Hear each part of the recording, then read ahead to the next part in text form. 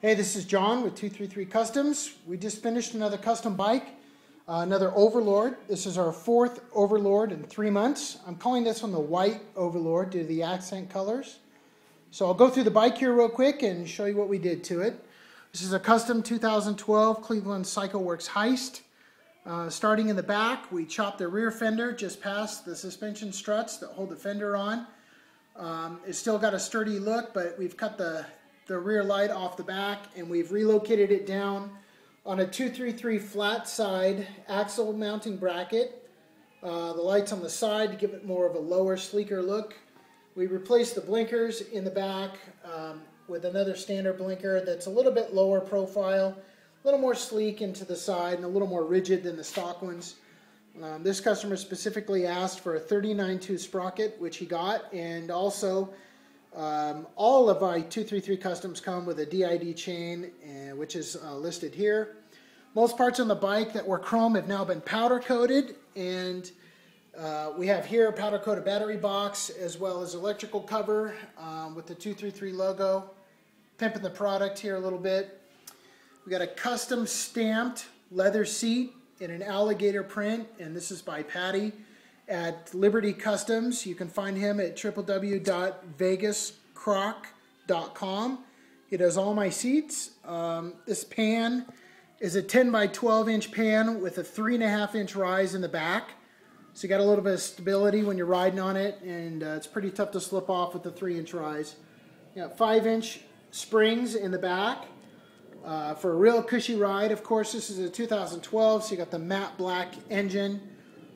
Front controls have been powder coated. This is the Weaver shift rod, the wider, thicker, more stable shift rod to help with the shifting. It's been powder coated black as well. Moving up to the tank, you've got a custom tank repainted and pinstriped by Russ Gerner. That's www.russgerner.com. So Russ did a two-tone color pinstriping to match the seat and did a really good job. It flows really well. It's kind of hard to see in the video. There are a few things that every 233 Custom gets, and one of those is a Cleveland CycleWorks billet gas cap.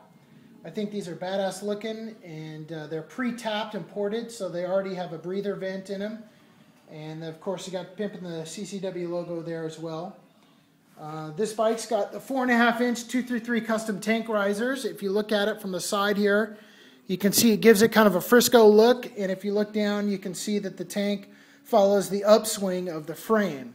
And I think they look cool, so I put them on when the customers request it.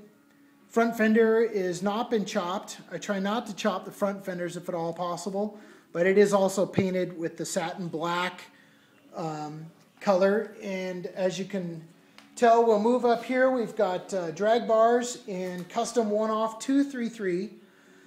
Bar and 3.5 inch risers. These are actually inverted forward. They push the bars forward a couple of inches, so you actually do a full stretch and extension on your arms when you ride. It kind of feels like you're riding ape hangers, but you're not riding ape hangers. You get that full comfortable stretch. All 233 Customs come with an aftermarket Speedo with a trip meter on it. Moving around to the front, you can see that I don't do too much on the front. As much as I hate blinkers, I leave them on so we can pass DOT inspections. Moving down on the other side, you got your riser on the other side. Then we've got our exhaust pipe, which has been chopped, high heat powder coated, as well as the heat shield. And then we took some engine pipe wrap and wrapped the pipe on top of that. The bike has been dynoed thanks to Las Vegas Dyno Jet, and we have got it rejetted to match the intake from the bigger exhaust. We have the evap removed on the bike, and we've got a K&N intake filter as well as an engine breather. Again, you can see more powder coat and novelty keychain that I put on all my bikes, and I usually give out with most of my orders. So anyway, panning out, you can see the newest Overlord. I call it the White Overlord until my customer renames her. And we're pretty proud of this bike. Worked really hard on it. Took about 2.5 weeks. And we can't wait to build another one. Thanks, you guys. Take care.